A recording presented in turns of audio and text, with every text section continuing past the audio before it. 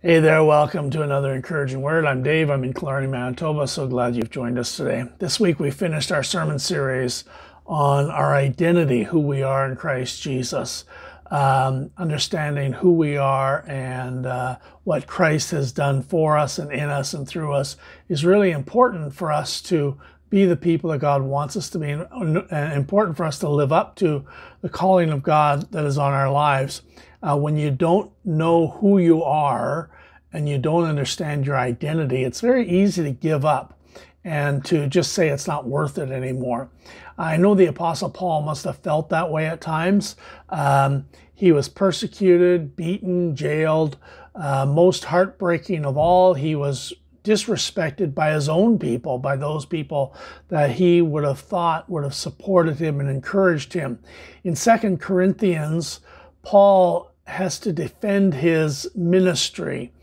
He says he feels silly for trying to do so, but he reminds himself and he reminds the people of what he's been doing, how he's been giving his life for their sake. And he reminds the people of something that we need to be reminded of. It starts in chapter 4, verse 7.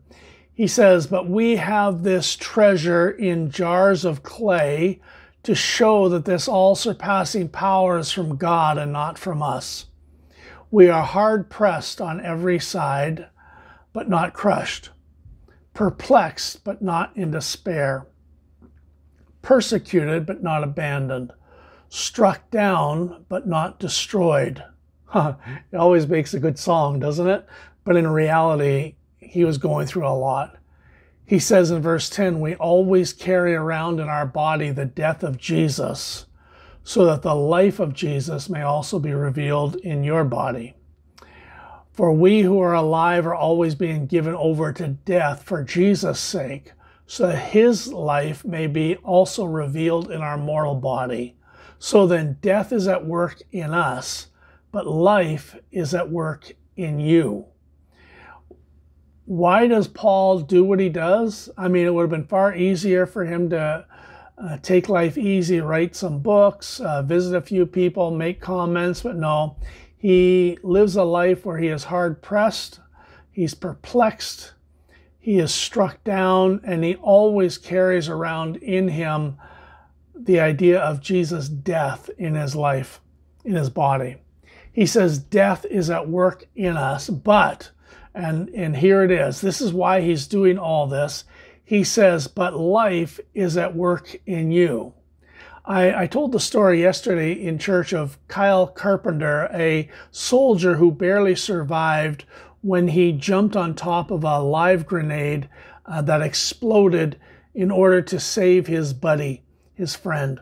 After many surgeries and living with disfiguring wounds, Kyle was commended for his service one time, and he responded by saying to the person, "You are worth it. You are worth it." That's an amazing statement. You are worth my going through what I went through because you're worth it. Paul is saying death is at work in me. I'm suffering, I'm hurting, I'm troubled, but life is at work in you. You are worth it. When Jesus died, he did it because to God, you were worth it. Jesus bears the disfiguring marks and wounds in his hands, in his feet, in his side, because you were worth it. When you are feeling alone and depressed and hurting, you need to be reminded that God thinks you're worth it.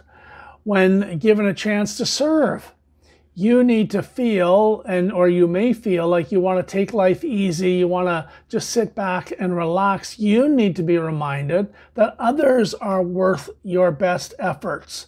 Others are worth your sacrifice. Just as you were worth Jesus' sacrifice, others are worthy of our sacrifice, of our doing our best. Paul endured hardship just like Kyle did because people are worth it.